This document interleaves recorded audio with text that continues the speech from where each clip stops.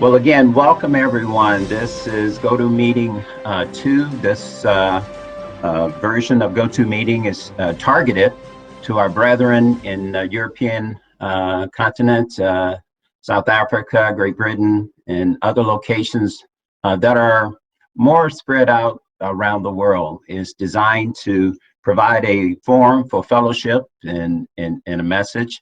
This morning, we'll be hearing from one of our elders in Indianapolis, Indiana, Steve Durham. He will be bringing us a message this morning. The title of Steve's message is Trust in God. So I present to you Steve Durham. Well, good morning, everyone, wherever you may be, and this is certainly enjoyable to be able to talk to our friends around the world and here in the United States and Canada and Australia. So today I wanted to talk to you about a subject that I've been thinking about with the many prayer requests that we've had and the way things seem to be going. I don't know if it's unusual, but maybe it's been brought out that we have a lot of storms in our lives. And so I want to talk about that today. Let's turn to Proverbs 3 and verse 5. If you'll turn there, Proverbs 3 and verse 5. And the entire book of Proverbs, chapter 3, is quite interesting. And 1 through 3, it's talking about a young man and it's kind of helping him in life get his feet, get them on a firm foundation. And then he says in Proverbs 3 and verse 5, he says, trust in the Lord with all your heart. Trust in the Lord. You know, trust in God, that's simple. One-syllable words, very simple, but it's very hard to do, isn't it? But it's central in our lives, the life of a Christian. Trusting God in our calling, in our walk, in our purpose to reach the goal, to keep our eyes on Jesus Christ and God the Father, trusting God. But he also says, as God always does, he says he wants us to do it with all our heart, wholeheartedly, a wholehearted attitude. And again, adds a little bit of difficulty to trusting in God when we enter into storms and difficulties and trials in our life. David trusted God with his whole heart. You could go through Psalms. There's 39 references in Psalms alone about trusting God. So David had that subject down pretty well. He knew God, he trusted him, and God worked in his life. Matthew 22:37 talks about worshiping God, God the Father, and loving our God and our neighbor as ourselves with all of our heart, soul, mind, and strength. And that's repeated again in Deuteronomy 6:5. It's Old Testament scripture. And it says in Ecclesiastes 9:10, I'll just read these, whatever your hand finds to do, do with all your might. That's the way God works. That's the way he wants us to do. He wants our entire heart. And he says in Luke 9:62 for us, once we put our hands to the plow, not to look back. Go forward and go with our entire heart, effort, soul, might, strength. One of Christ's purposes when he was here on the earth was to start a New Testament church, to start the church. And he began with 12 disciples, and he began teaching them to trust him. Little by little, he began teaching them who he was, what he would do for them, and for them to trust him with their whole heart. Now, they didn't get it at first. And this can be, with us, when we're called, we don't get it at first. He begins working with us. We're part of the body, part of the church that continued a New Testament church, the spiritual Israel. And he's teaching us how to trust him. If you turn to Jeremiah 24:7, we'll see what he taught as the God of the Old Testament, what he taught Israel in Jeremiah 24 verse 7. Turn to that real quickly. He says, and I will give them a heart to know me. You can ask God for that. You can ask God for a heart that's humble, contrite, submissive, yielding, one that knows God and one that trusts God with our whole hearts. He says, give them a heart to know me, that I am the Lord. Knowing God and knowing an individual is the beginning of trust. It is beginning where we begin with our trust with a person, that I am the Lord, and they shall be my people, and I will be their God. For they shall return to me with their whole heart, with their whole heart. If you'll turn to Jeremiah 29 verse 11,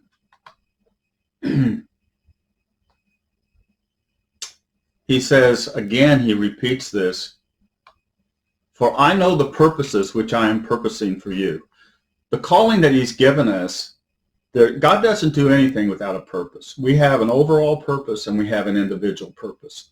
We have a goal. Part of that is learning to trust God as we go through life and life storms and difficulties and trials, that we learn to trust him. So very important. He says, I have a purpose for you, which I am purposing for you, says the Lord. Purposes of peace. And Christ said, my peace I leave you. He didn't want us to be in a turmoil, in a turbulent world, in the storms of this world, without peace, without knowing who he is, what he can do, and what he does do, and how he enters into our life. And he always hears our prayers. If we are close to him, he'll hear our prayers.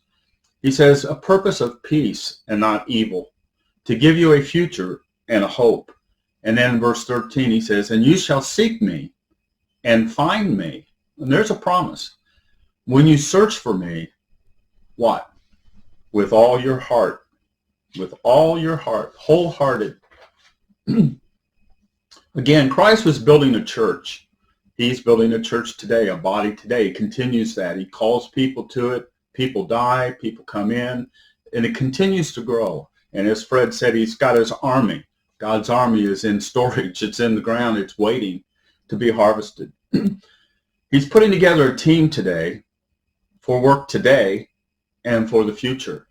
And there's a job to do today and in the future.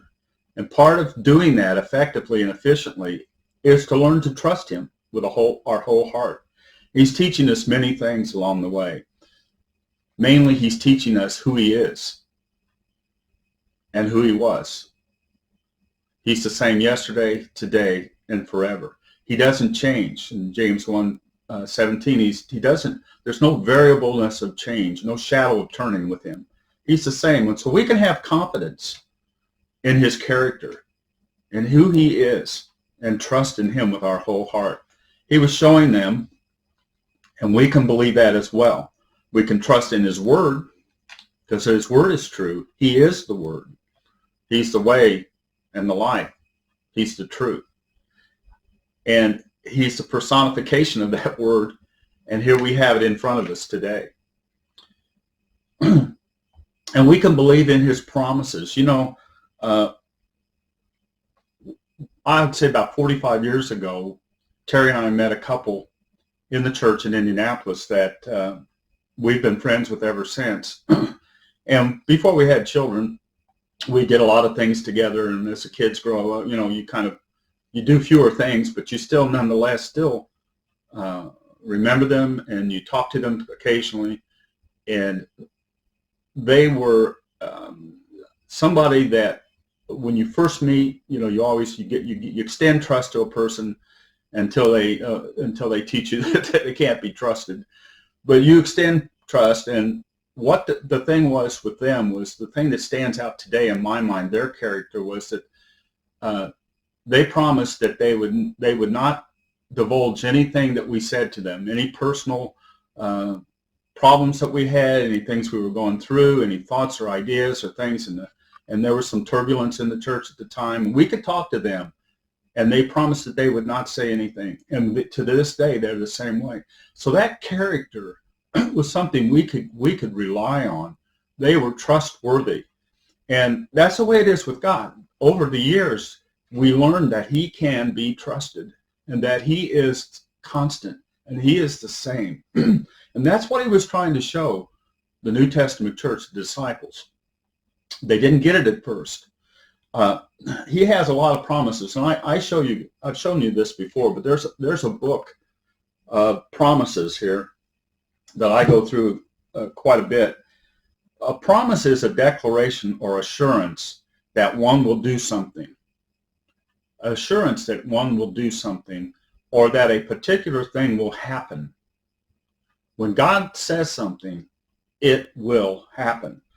When God declares he will do something, it will happen. Hebrews 6:13, he said that he could swear by none other. He swore by himself. There is no other greater platform or foundation that you can swear by. We're not supposed to swear, but it's interesting that God said, I swear by none other. In Joshua 21:45, let's turn there, Joshua 21:45. The captain of the Lord of hosts showed up to Joshua right before he had a major trial in his life. Israel was going into the promised land. But that was the same God of the Old Testament, the same Jesus Christ that the apostles saw and walked the earth with for quite a while, 3.5 years during his ministry. Knew him before that, I'm sure. Joshua 21. It talks about his promises. 21 verse 45. Can God be trusted? Are his promises good? He says, not a word failed, not one word failed from any good thing which the Lord had spoken to the house of Israel. All came to pass. Everything that he said came to pass. Is he different today? He's the same. He wants us to trust him with our whole heart. And he shows us, he stands behind his word. He stands behind that character. And he's showing us who he is. He kept his word, and his word can be trusted. Another thing is that God will not forsake us. He will not leave us. He's always with us. He was with Israel. He was with the disciples, the apostles. He's with us. He's with his church. His church will always be here. There's a promise. He has our back. And he experienced the same thing that we did, or we do. We'll see that in a minute. So know who God is, his character, his faithfulness. In 2 Thessalonians, I'll just read this. You don't have to turn there for time. 3, verse 3. It says, but the Lord is faithful. He's faithful, who will establish you and keep you from the evil one. And that's a promise. It's good as gold. He's faithful. 1 Peter 4, verse 19. For this reason also, let those who suffer. Wow. Well, there you go. How many of us are suffering? How many of us have suffered and will suffer? We don't know what's going to happen in our lives in the future. And we're promised that there's going to be some difficulty. And that's part of the growth process. That's part of the purpose. He says, for let those who suffer according to the will of God. You see, it's not random. It is God's will that we go through these trials and grow in grace and knowledge, grow in strength toward God and trusting him. He wants us to do that. That's part of the will of God. He wants us to end up in his family.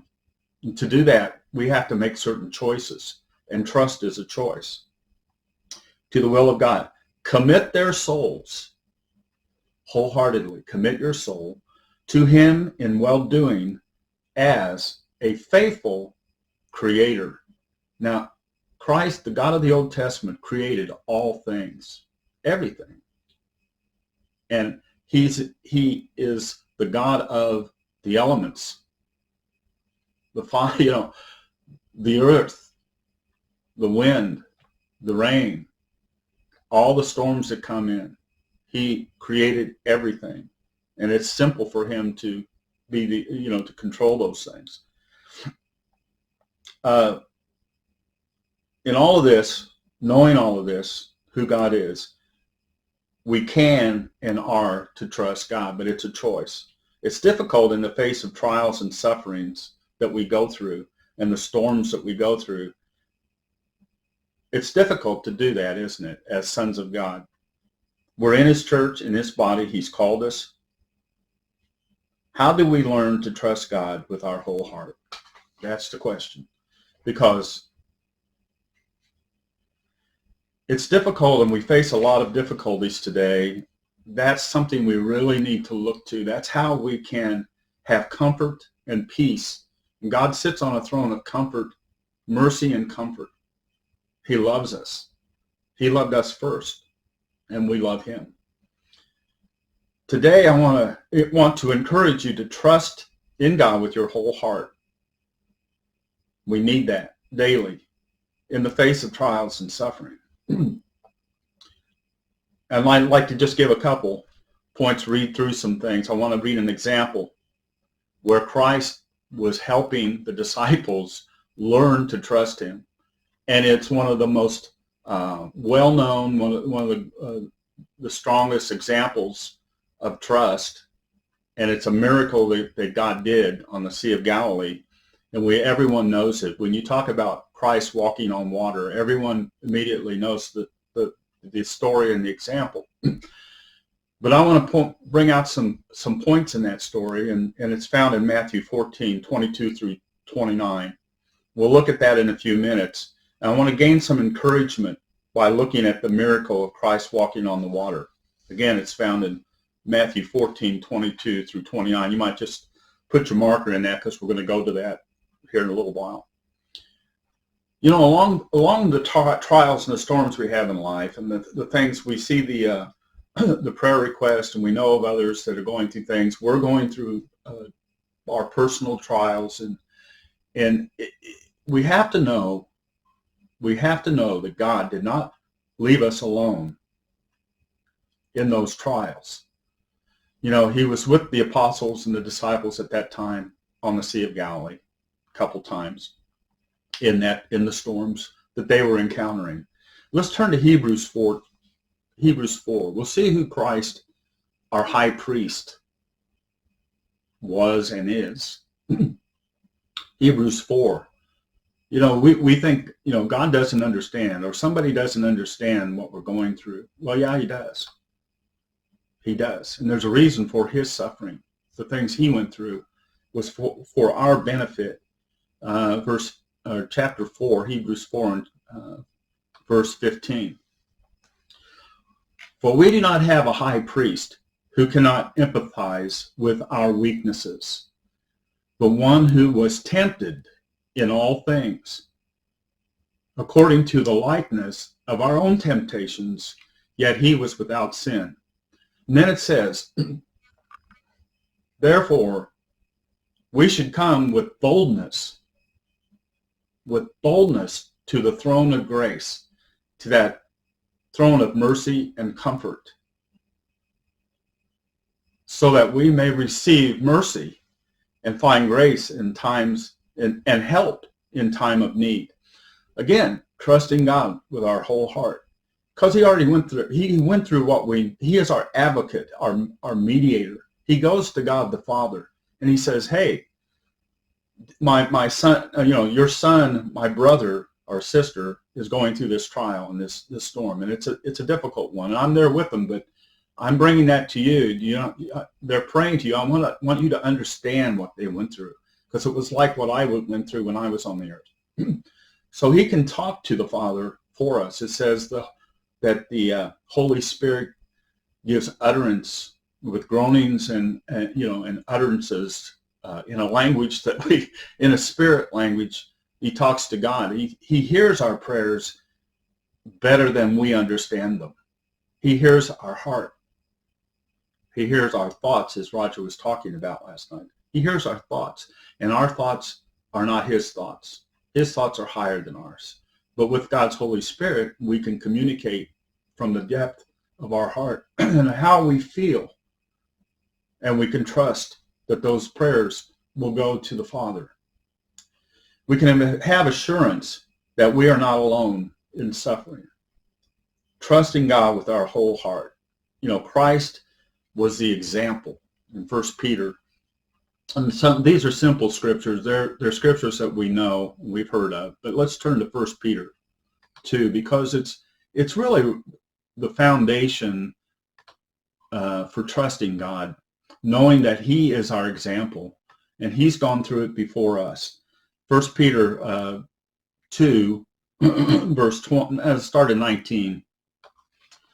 We'll read, because this is acceptable, if for the sake of conscience toward God anyone endures sorrows, suffering unjustly. A lot of times the trials we have, and a lot of the things we bring on ourselves, but sometimes we don't, and we go through it anyway. And he says, we're going to be persecuted sometimes for righteousness' sake, and sometimes we're persecuted just because we've made a mistake and we've done something foolish. But he says, anyone endures sorrows, suffering unjustly, for what condemnation is there if, disobeying and being beaten, you endure it? But if, while doing good, you endure suffering, this is acceptable with God. And that's what happened with Christ. For to this you are called. Here's the whole point. Because Christ also suffered for us. We are called to suffer as well, leaving us an example that you should follow in his footsteps. Now, that's a lot of times that's not, it's not easy to hear that, but that's what we sign up for. When we look for God, he draws us, and we accept, and we realize who we are and what we are and the state we're in. We ask for repentance. He forgives us. He grants us his Holy Spirit, and we begin the journey. The journey is like Christ, what he went through. It's for character development, that we end up being and having the same personality and character that Jesus Christ had, that we have his mind in us, that we come to the fullness of the measure of the stature of Jesus Christ. That's the whole point. We can trust him. If we're going to be like him, we have to trust him with our whole heart. Our hearts have to become like him. He has to be in our minds and our thoughts, and everything we say and do and think has to be just like him. For this is why you were called. It says, you were called because Christ also suffered for us, leaving us an example that you should follow in his footsteps, who committed no sin, neither was guile found in his mouth. And it goes on. Okay, and we can also know that as we go through suffering, there's a purpose for that, as I talked about in 2 Corinthians 4:17. I'll just read it. For our momentary lightness of our tribulation is working out for us an immeasurably greater and everlasting fullness of glory. These are working toward becoming like Christ, being changed. Become ye therefore perfect, become complete in God, have the glory of God, be changed, an incorruptible body. That's the whole point. That's the goal. We have to keep our eyes and focus on Christ, and we have to trust him, know who he is, know what he does in our lives, remember what he does as we experience that. Don't forget. Don't call it a coincidence. It's not a coincidence. If you're praying to God to come into your life and help you with your difficulties, when something happens, don't brush it off as a coincidence. See God in your life. Know that he is there. He's working. He's answering even the prayers that you don't pray. He knows your every thought and your every need. Acts 14, verse 22.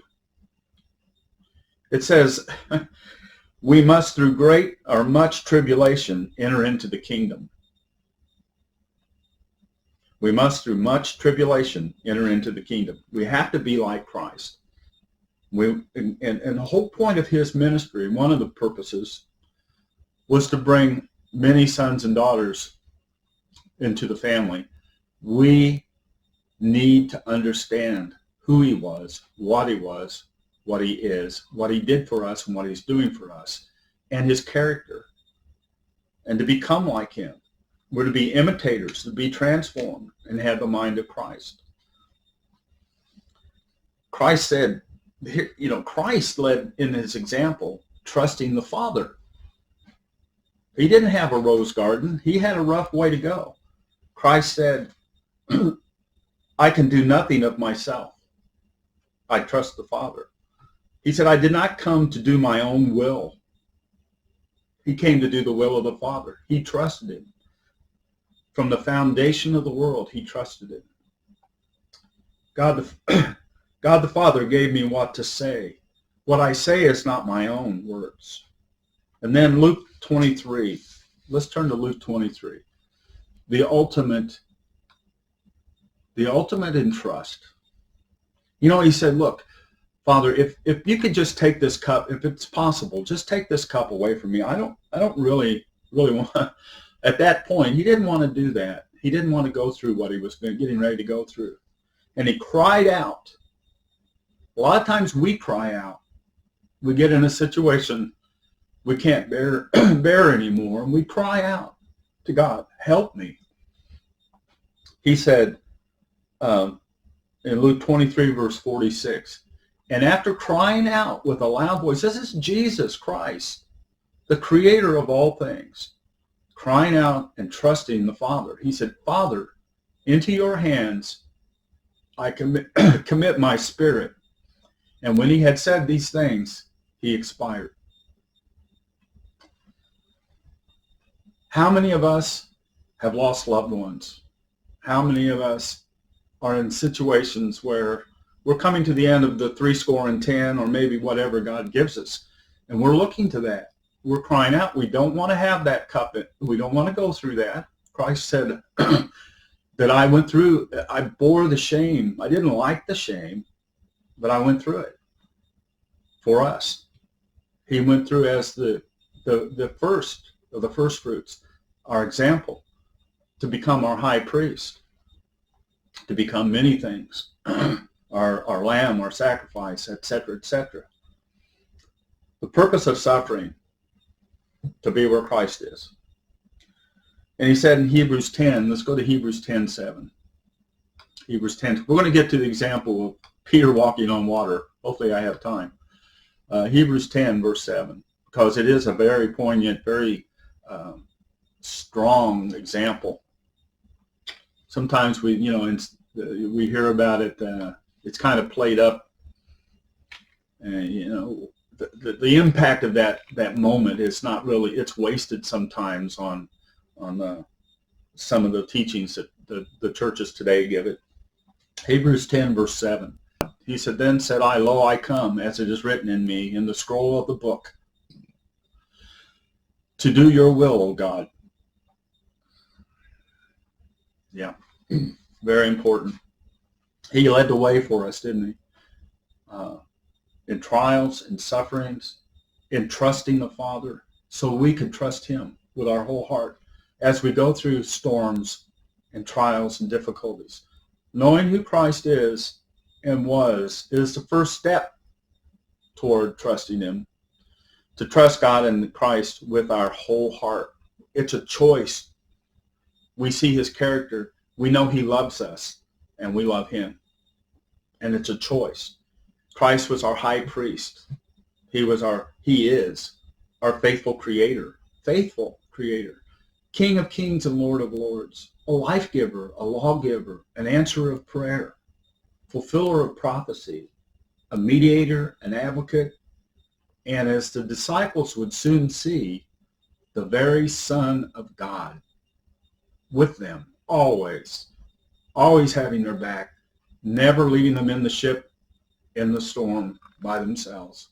He was always there. The disciples did not fully understand that before they entered into the ship in Matthew 14, especially in Matthew 8, and we'll look at that as well.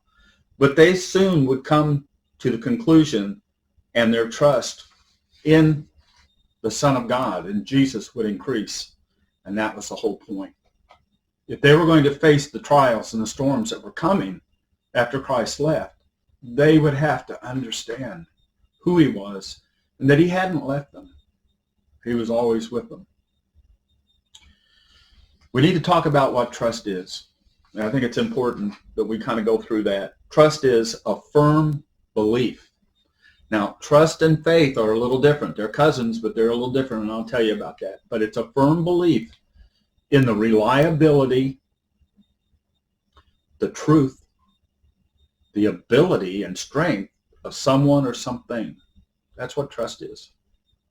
Faith and trust are similar, not the same. Faith comes from God, and we can go through the scriptures. We've got the faith of Jesus Christ in us. It's a gift. It's given to us. Faith is given to us. But trust is a reaction, or the result, rather, of that faith. It's our choice to extend trust to those we see and the things we see that are godly, that are God's character, the good things, not the evil things. We're told to stay away from that, not to put our trust in that. Okay, it's a result. It's given by choice, and it's developed through experience. With the couple that I told you about, we still know them, and we still believe in their character, that they are sterling character. We trust them wholeheartedly. With the things that we want to talk to them, we can go and we can just be ourselves, because we know they're not going to stab us in the back. They're not going to manipulate or be deceitful or go around and try to hurt us or do something that you think a friend would not do. But we find out that not every man, it says in Psalms 118, not to trust man. It's not to trust man over God. We do trust men, but we trust men as they show God's character in them, the good things in them. Sometimes we don't trust them with everything. We can only trust them with some things.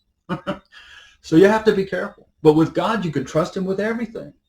Everything. We trust others through continual experiences that we have, and it confirms that godly character that we see in them, and it increases our trust in them. Who is God and what God does for us is essential.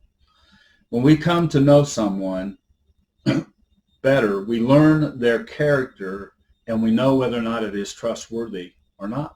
Christ is trustworthy. Relationships are built on trust and that godly character that we see, and it's our choice to extend that trust to them. It's our confidence and belief and faith. And it's also freedom from doubt, worry, and fear. They kill trust. They destroy trust. Doubt, worry, and fear. When you're in a storm, it's not a good thing to be worrying and doubtful. Christ tells us that to the example. Have confidence, place reliance on something or someone, to reasonably expect and to believe and entrust our faith to someone. Christ wants us to do that with him wholeheartedly. And we can trust God, his love, to provide what we need and our protection and all things, now and in the future, because he's trustworthy.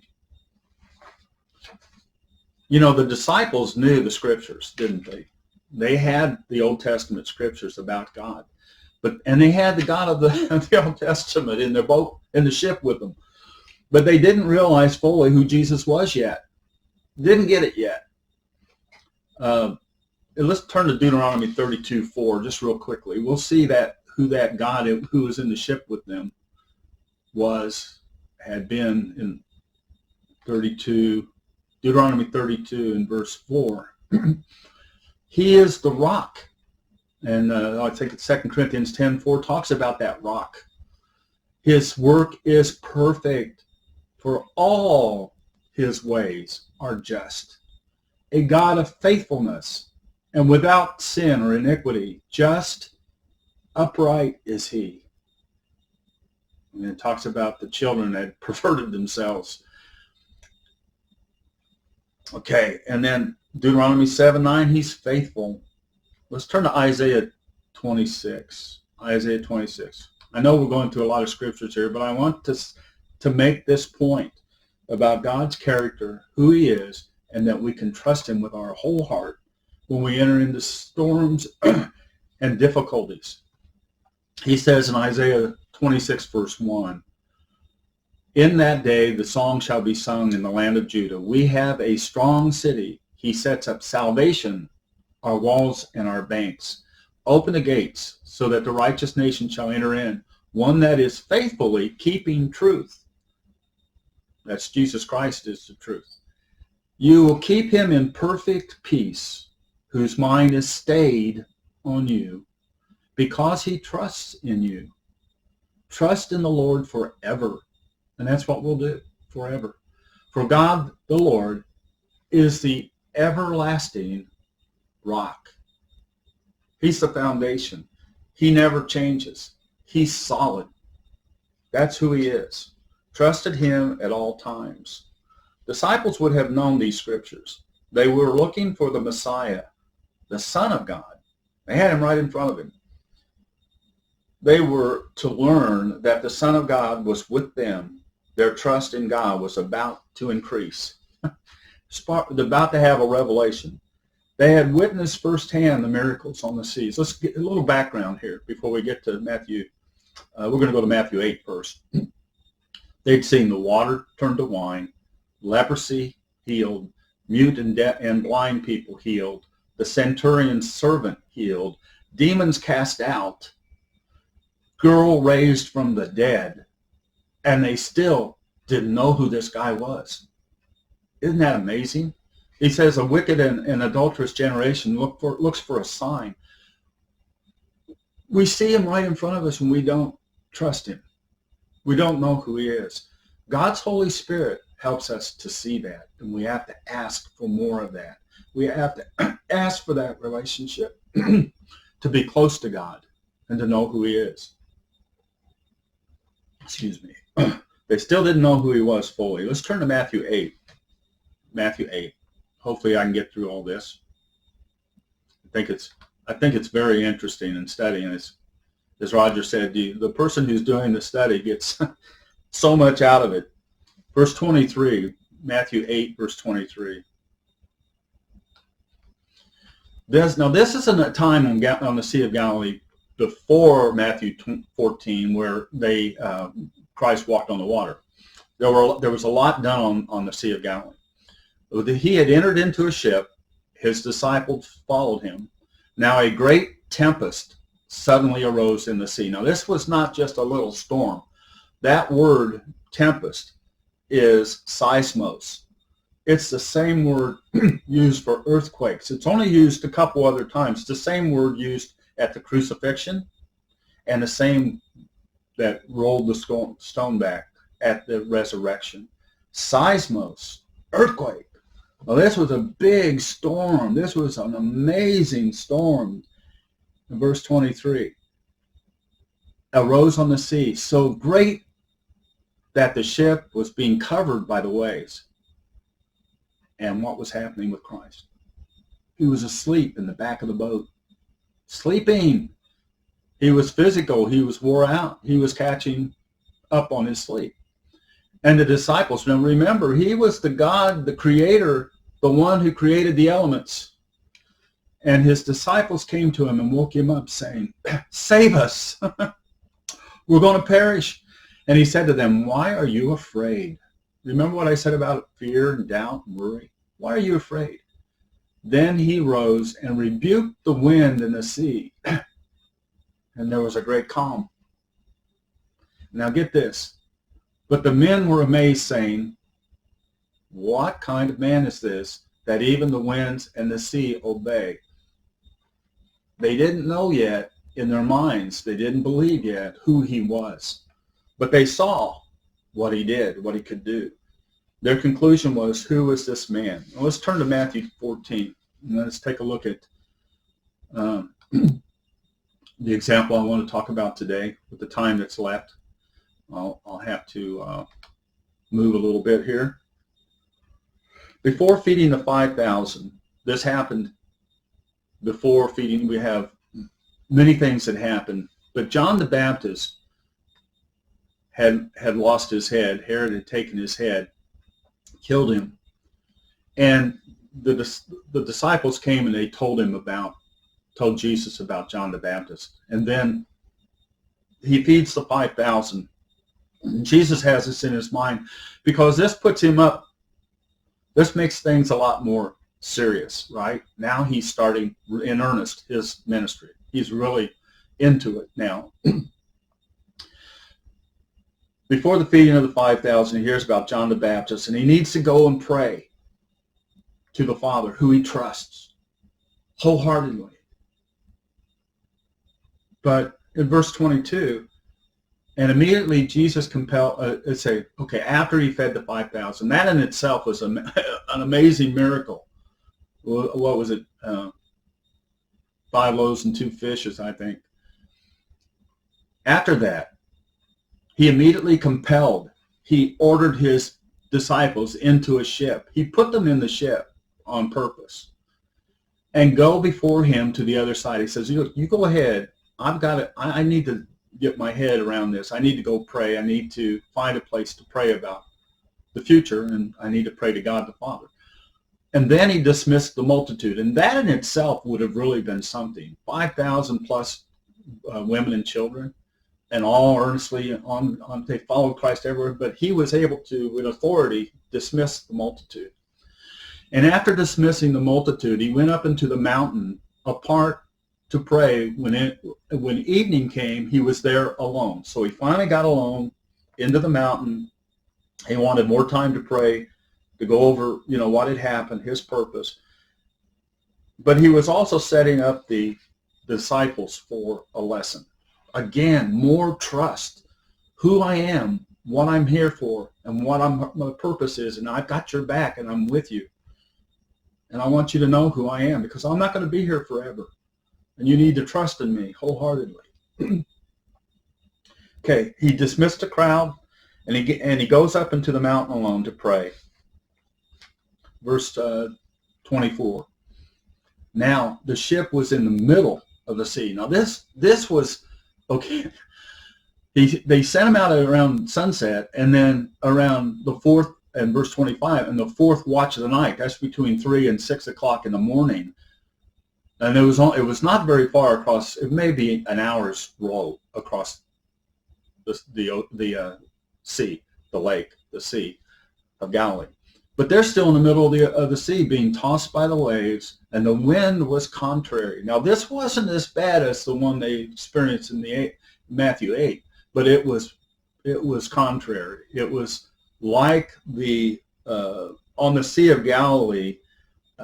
It's Israel's largest body of water. Actually, it's said to be the largest freshwater lake, if you want to call it that, in the world. It's 13 miles long and 8 miles wide.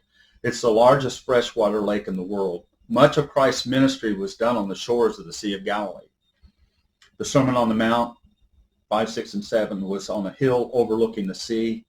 The 5,000, feeding the 5,000, calming the storm in Matthew 8. Miracles done here. And now there was going to be another one that the world would remember, and that the disciples would remember, and that we will remember and should remember. Being tossed by the waves because they were contrary. Violent storms were sudden and common in the Sea of Galilee. And they are in our lives, aren't they? They resulted from the reason that they had those. So there was a difference in temperature between the sea coast and the mountains, 680 feet below sea level, only 200 feet deep. So what would happen when the wind came down off the mountains, it would whip up the waves, and they would just pop right up in no time. Just like the Sea of Galilee, storms are common in our lives too, aren't they? Not all storms are sudden. Some are, some aren't. Some are great. But Peter said, what did Peter say in 1 Peter 4? He said in 12, he said, don't think it's strange. There's the fiery trial that you go through. Don't think it's strange. It's going to happen. Why are they there? They're for our development, our character development. And James says, count it all joy when you entered into it. I mean, it's difficult to do that, but we keep our focus on the purpose and who's doing it with us and who's got our back. It makes it so much easier. And the benefit of let's turn to James 1. The benefit of storms. The benefit, I think we need to look at this. Because we need to understand why we have these trials and why these things happen. Or is it just bad luck? I mean, there's no such thing. Once you become a son of God and you have God's Holy Spirit, God doesn't do anything randomly. Nothing. Everything he does is for a purpose. And he knows us and he's working with us. We're his workmanship. Ephesians 2:10. He is the potter. We're the clay. It says, blessed is the man who endures trials. Why? Because after he's been proved, he shall receive a crown of life. A crown of life, eternal life, which the Lord has promised. Again, he's the promises to those who love him. Okay? That's the purpose. Blessed is the man who trusts in the Lord, whose hope is in the Lord, it says in Jeremiah 17:7. I want to go over just some of the things because I deal with the prayer, a lot of prayers. We all get them. I'll just go through some of the things here. I just wrote them down. I went back through a few of them. Accidents. That's a storm, isn't it? Falls. We've got bruised people. We've got broken ribs and broken bones.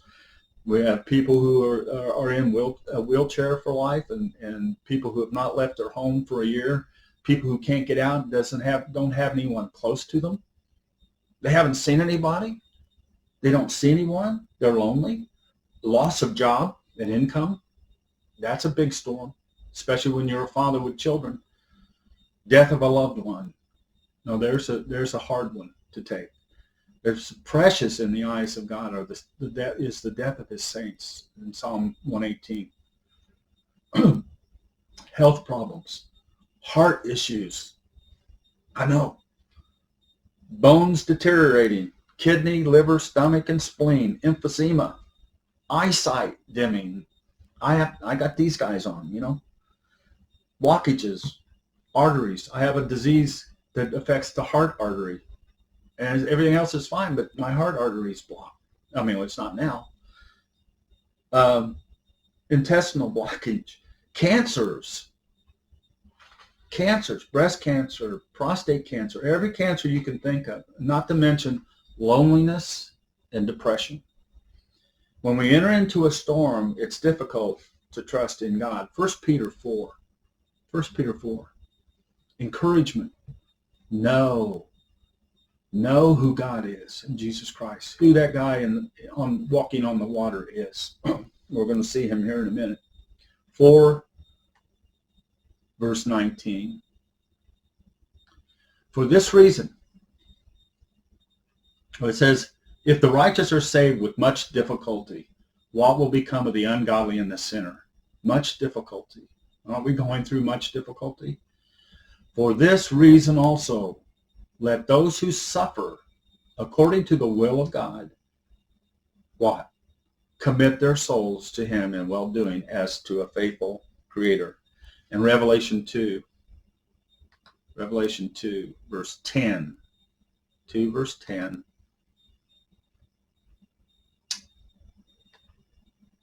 Do not fear of any things that you are about to suffer, because the devil is about to cast some of you into prison, that you may be tried, and you shall have tribulation 10 days.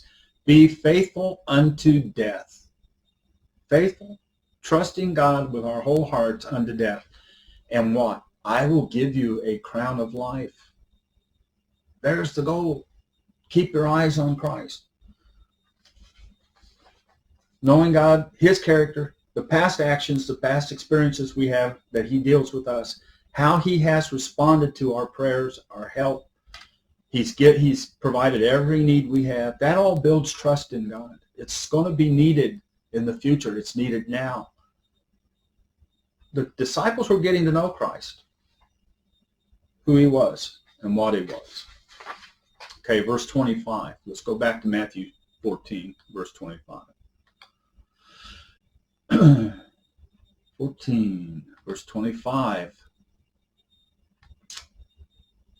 Now in the fourth watch of the night, Jesus went to them walking on the sea. He hadn't left them.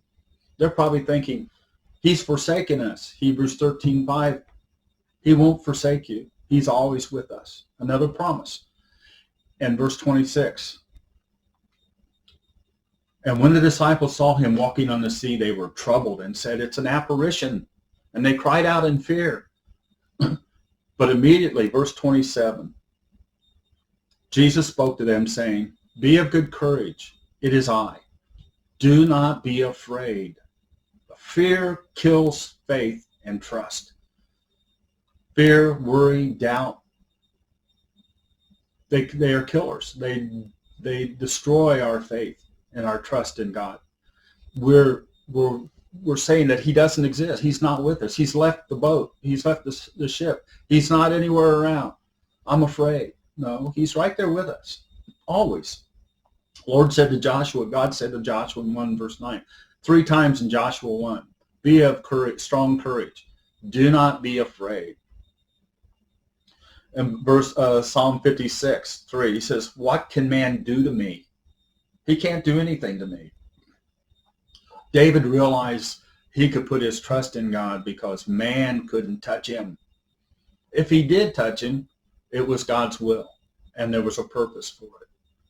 But most of the time, 99% of the time, man could not do anything to him that God did not want him to do.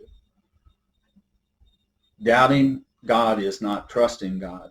Worry is unnatural. In Matthew 6, we won't go there, but it talks about the birds. Why are you worried about clothing and raiment and food? Look at the birds. Look at the flowers.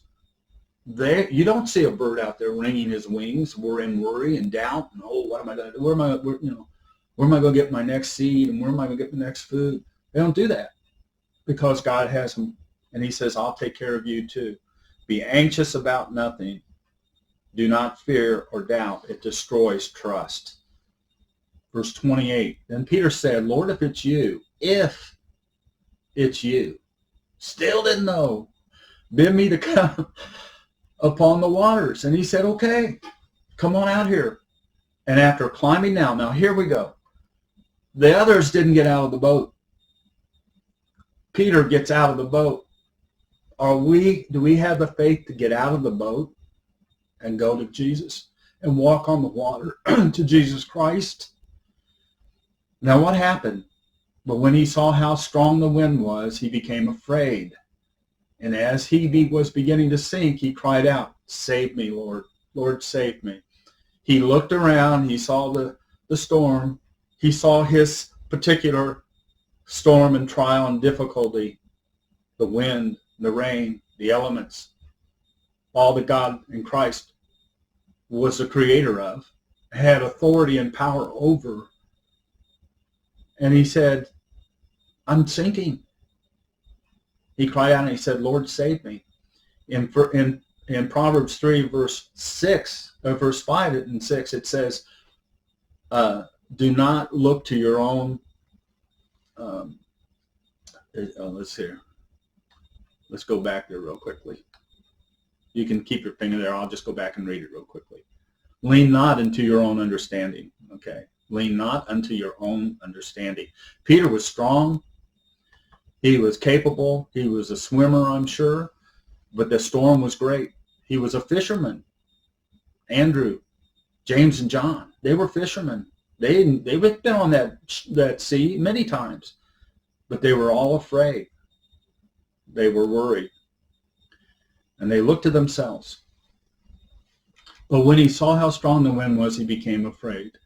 And immediately, 31, he took his eyes off of Christ, didn't he? He looked down. If he'd kept his eyes on Christ, he could have walked on the water. The supernatural, if you want to call it that, the Spirit was God to help him. Verse 30. But when he saw how strong it was, he said, save me. Okay, there's several things here. Took his eyes off of Christ. who was his Redeemer, the Passover, the salvation, the mediator, the creator, our advocate, life giver, high priest, way, the truth, the life, our champion, the captain of the Lord of hosts, on and on and on. I have a book over here of names just of Christ. And I got another one here about the Father's names. Look at the thing, a name describes the character of a person. Philippians 4:11 through 13, he said, when he did this, when he looked on his own, he sank. Let's look at Matthew 19. I want to get to all of these.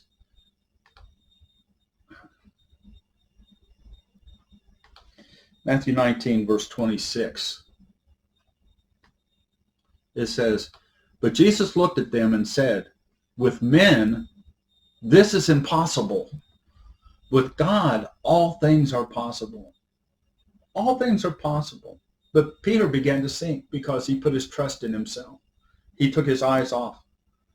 He says in Matthew 17, let's go back to 17, Matthew 17. Matthew 17 and verse 20.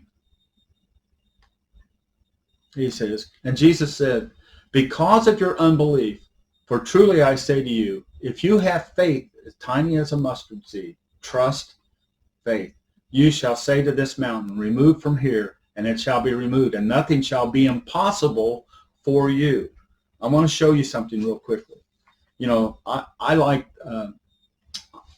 to see, I'm kind of a visual person. And if you look at some of these videos about Christ walking on the water, they're dramatic. If you could put yourself there in the ship, it's dramatic. But let's take a look here. All things are possible with God. This is a body of water, say the Sea of Galilee. And if I put a paper clip in here, what's it going to do? It's going to sink, right? Yep, it does. It's almost impossible for that paper clip to walk on water. But if it has a helping hand, it can walk on water. It is possible. It is possible with Christ. Now, this is just an example, but I wanted to make I wanted you to see that it is possible for that to be on top of the water. So if Peter put his faith in Christ, all things are possible.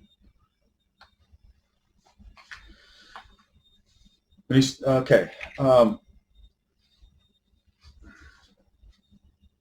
He leaned unto his own power and understanding. He was very capable. He was fearless. He was impulsive. He was not fearless, I guess, but he was impulsive, wasn't he? He stepped out. He failed, but he also succeeded. Nobody else came out of that boat. Nobody else trusted God to the extent that he did. Now, what was the end result of this? What was the end result? Let's go back to Matthew 14. You guys are already there. Matthew 14. The end result, he comes back into the boat. I'm going to get back on track here.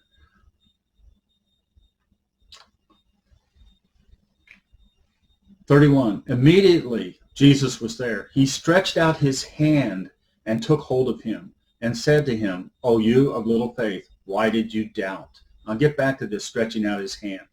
Now, when they went into the ship, the wind ceased. Again, in control of the elements. And those in the ship came and worshipped him, saying, "You are truly the Son of God." They finally got it. They got it. Later on, Christ asked, "Who do men say I am?" Peter said, "You are the Son of God." He said, "The Holy Spirit showed you that. God has shown you that and revealed that to you." You know, and so they finally get it. And that's with us. Do we get it? Do we understand who he is? Are we building a relationship with him? Are we asking God to show us you're truly the Son of God? When it seems impossible in times of trial, great suffering, and difficulty, trust in God with our whole heart. Know who he is. Let's turn to Isaiah 41, and we're getting close to the end here. Isaiah 41. This is our loving Father, our loving God. 41, verse 13. Christ stretched out his hand, was there, and caught Peter and brought him back up, and they went back into the boat. Verse 13, for I, the Lord your God, will hold your right hand. Will hold your right hand, saying to you, do not fear, I will help you. Do not fear, I will help you. This is a promise to Israel, but it's also a promise to us, and it was a promise to the disciples and to his church, that he will strengthen our hands, help us in time of need, guide us, lead us in our way, help us when we have fallen or are getting ready to fall. He'll catch us. Help us when we are weak. Help us hold up and not waver, not tremble, not doubt or worry. Encourage us. So he holds us by his right hand. And, you know, he